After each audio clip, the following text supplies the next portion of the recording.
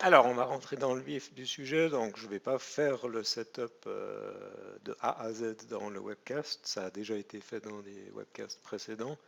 On va juste regarder ce qu'on a dans le dossier. Donc on a un package.json, on va regarder ce qu'il y a dedans. On voit qu'on a des dépendances, donc on a ESLint comme d'habitude. On a Mocha pour pouvoir écrire et exécuter nos tests. Et puis on a Kai pour écrire nos assertions. Et vous vous souvenez qu'on avait aussi rajouté Dortikai pour que Kai fonctionne bien avec ESLint. Donc ça, c'est des dépendances qu'on a. Dans mon dossier test, j'ai le fichier de configuration que j'ai également repris du webcast, de la série de webcasts précédente. Et puis j'ai client.js qui contient la première série de tests unitaires. Et puis si je regarde dans SRC, j'ai fait une faute, eh ben, on voit qu'on a client.js, mais si on va dans l'IDE, ben, on se rend compte que ce fichier, pour le moment, il est vide. Donc ça, c'est ce qu'on va écrire ensemble dans ce webcast. Et on va commencer par regarder la suite de tests unitaires que j'ai écrit. Je ne vais pas la taper pour gagner du temps, mais on va la commenter. Donc, ce que je commence à faire ici, c'est d'initialiser Kai pour pouvoir faire les assertions. Et ensuite, je vais utiliser mon module et je vais dire mon module ici, client, il me fournit une classe client. Et je vais décrire le comportement de cette classe client. J'ai ici une variable nombre de pages, donc là je vais spécifier le nombre de pages que le serveur est censé me retourner. Donc je dis ici le serveur il a 10 pages à disposition. Je vais ensuite instancier le client en utilisant le constructeur. Et puis ce client, je vais l'utiliser dans la liste des tests unitaires. Donc première chose que je veux vérifier, c'est que le client il a une fonction getPage qui me retourne un objet payload, et c'est celui qu'on avait vu dans le premier webcast. C'est quelque chose qui doit ressembler à cette structure. Donc, si je lui demande de me donner la page numéro 1, ben, dans l'entête, je devrais avoir une propriété qui s'appelle pageNumber avec une valeur de 1. Et puis, il devrait y avoir une propriété asNextPage qui est à true. Ce que je veux aussi vérifier, c'est que si je lui demande de me retourner la dernière page, qui dans ce cas-là est la page numéro 10, à ce moment-là, je devrais avoir le bon numéro de page. Et cette fois-ci, asNextPage devrait être égal à false. Et puis, ce test ici vérifie le comportement sur les cas limites. Donc, si je lui demande un numéro de page négative, ou la page 0, ou un numéro de page qui est supérieur à 10, eh bien, dans tous ces cas-là, je devrais avoir un payload avec une entête qui a un attribut error avec une raison. En l'occurrence, ce ne sera pas y, mais ce sera page does not exist. D'accord? Donc ça, c'est le comportement qui est attendu. Si j'essaye de lancer Mocha ici, ben Mocha ne va pas être content puisque il n'a pas client à disposition, puisque j'ai encore rien codé. Alors on va venir dans le code ici, et puis on va écrire ce code ensemble.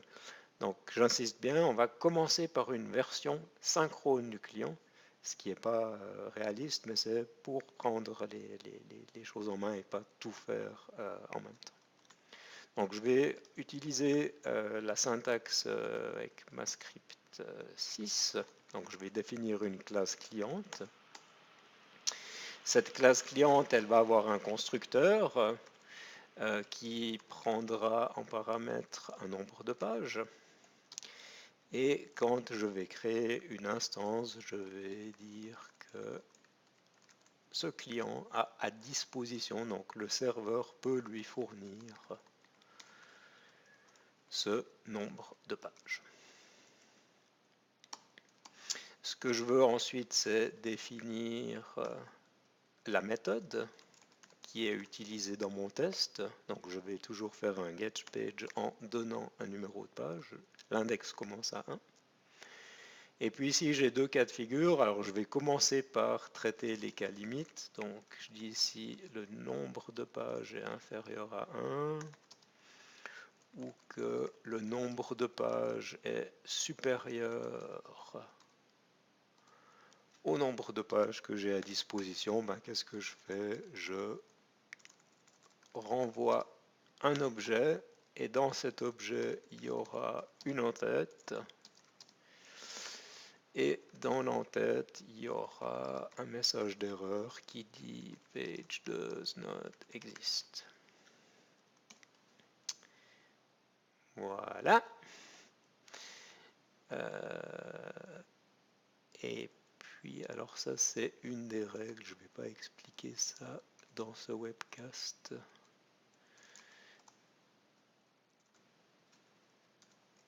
Alors, pourquoi il n'est pas content ici? On verra ça après. Donc, ça, c'est le if.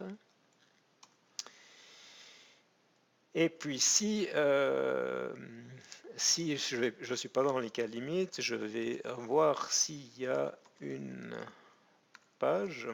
Alors, est-ce qu'il y a une nouvelle page? Ben, si la page qui est demandée par l'utilisateur, est-ce qu'elle est inférieure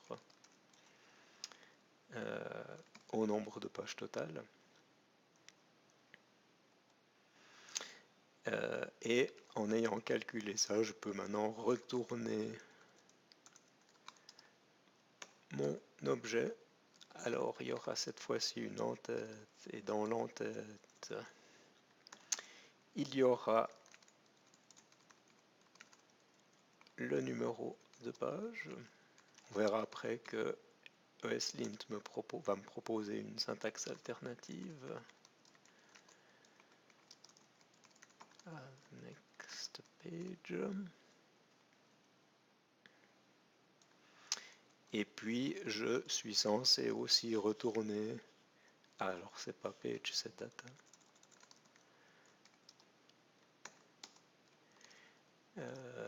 Content. Et puis en fait ici, pour le moment, je vais rien du tout envoyer puisque j'ai aucun test qui spécifie ce que je suis censé renvoyer. Donc on va enregistrer ça. Je vais formater le document. Je sais pas pourquoi. Alors j'ai dû me tromper. J'ai dû me tromper quelque part. Ça c'est bon. Ça a l'air bon.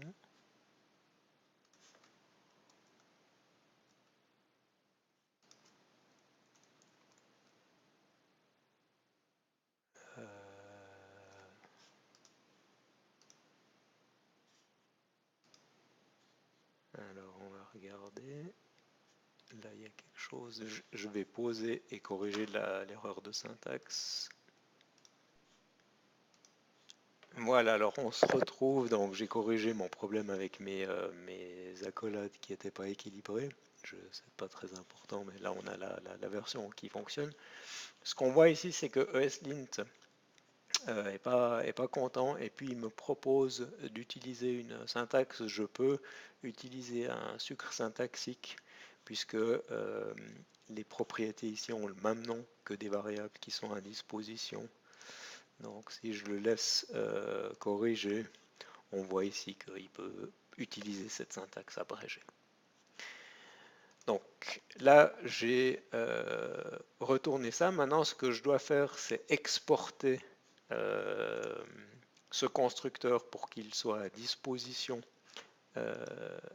des modules qui veulent l'utiliser. Ici, on voit que j'ai fait un require sur ce fichier.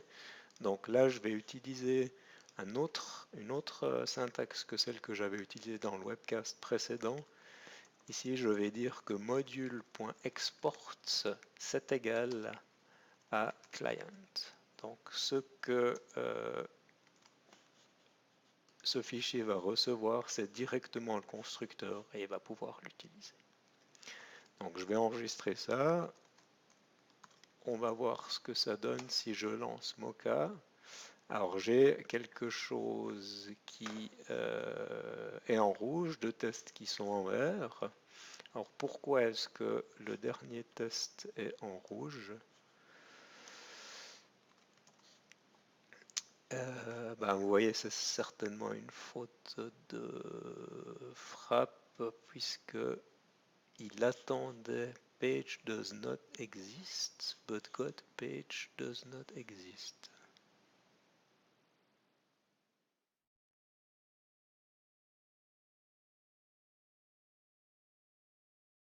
Alors je vois pas. Ah oui, bah vous voyez, c'est simplement une faute de frappe. Alors c'est clair que normalement on travaille plutôt avec des codes d'erreur.